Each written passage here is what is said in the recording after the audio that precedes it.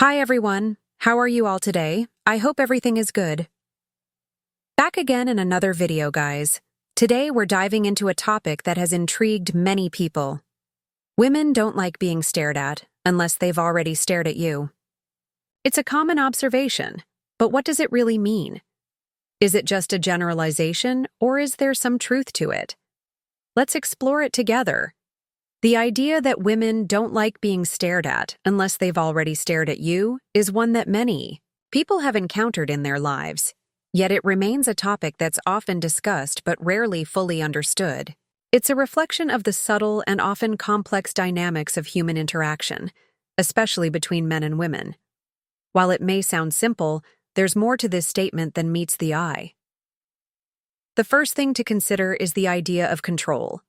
For most people, especially women, having control over social interactions and nonverbal communication can significantly influence how they feel about a situation. When a woman initiates a stare or a gaze, she might feel as though she's in control of the interaction. There's an unspoken agreement when two people lock eyes. It's mutual and, in a way, safe. It's not threatening, and it comes with the understanding that it's just a brief moment of connection. However, when the stare is initiated by someone else, particularly if the other person isn't known or there's no mutual interest, it can feel intrusive. This brings us to an important point: privacy and personal space. Everyone has their own comfort level with personal space, and this extends to the realm of visual interactions. If a woman feels like she's being stared at, especially by someone she doesn't know, it can feel like an invasion of her personal space. It's not necessarily about the stare itself, but the feeling of being observed or scrutinized. It might seem subtle to the person doing the staring, but to the person being stared at, it can be a very uncomfortable experience.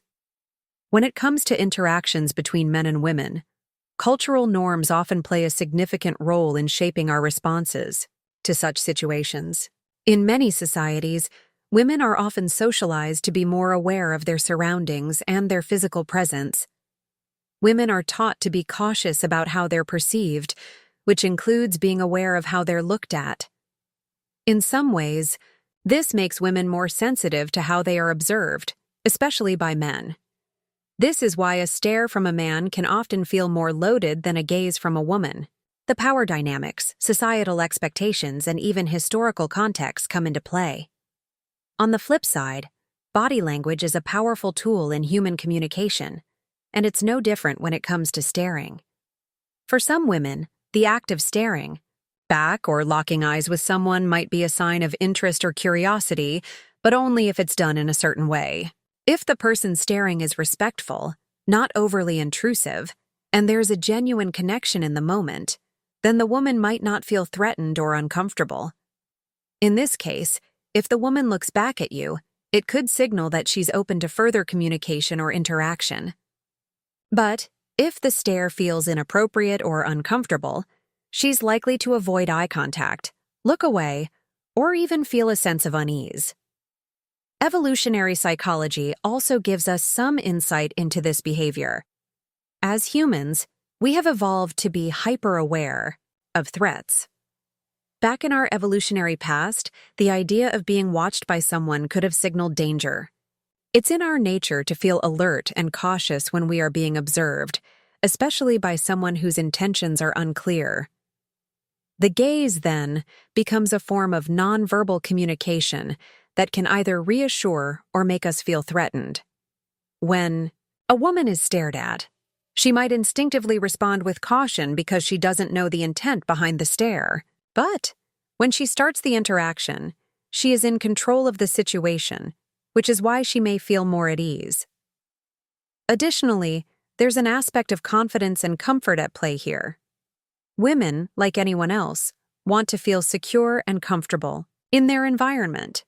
If she's staring at someone, it's likely because she feels safe in the interaction or that she's part of the social dynamic. The stare then becomes an act of communication rather than an invasion of space. However, if a woman feels that she's being watched without her consent or without a clear reason, it can feel like an uncomfortable power imbalance. The stare, which initially might have been neutral, can quickly take on a more unsettling tone if the intentions behind it aren't clear. Let's also not forget that context matters significantly. The setting in which the staring happens can drastically change how it's interpreted. For example, in a crowded public space like a train or a park, a casual glance might go unnoticed. But in a more intimate or private setting, like a quiet coffee shop, an extended stare might feel far more intrusive. This context also impacts how the person being stared at reacts. For instance, in a social setting where there's a shared understanding of the norms, such as a party or a gathering, eye contact can be a form of subtle flirting or engagement. However, in a setting where such social cues are not expected, like on the street, a stare can feel more like an intrusion. There's also the fact that people have different levels of comfort with staring. Some people may find it completely normal, while others may find it uncomfortable. For example, some women may enjoy the attention and feel empowered by it, while others may feel objectified or disrespected. The way someone perceives staring is often linked to their personality, past experiences, and how they've been socialized to respond to such situations. It's also important to remember that staring is not always intentional. Sometimes people get lost in thought or are just casually looking around, and their gaze happens to land on someone. In such cases, it's not about staring at someone with a particular intent, but merely a random glance. However, when this happens repeatedly or becomes prolonged, it can start to feel invasive, and the person being stared at might begin to feel uncomfortable, even if the intention wasn't malicious. Lastly, when we talk about staring and the dynamics between men and women, we cannot ignore the power dynamics involved. Women, especially in certain cultures, have historically been subjected to being watched, judged, and objectified. This historical context influences how women respond to being stared at. It's not just about a glance. It's also about the weight of societal expectations, objectification, and the broader narrative of gender inequality that can make staring feel like an act of dominance or control.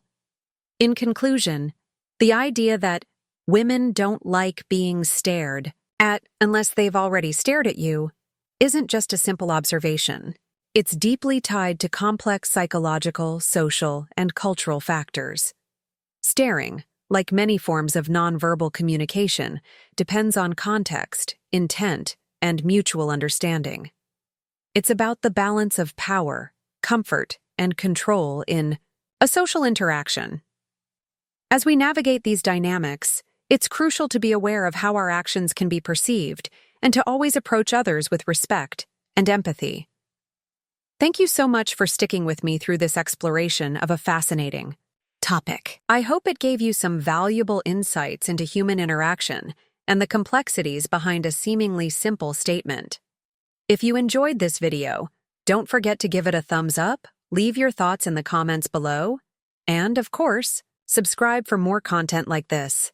I'd love to hear what you think about this idea and how you interpret the dynamics of eye contact and staring. See you next time.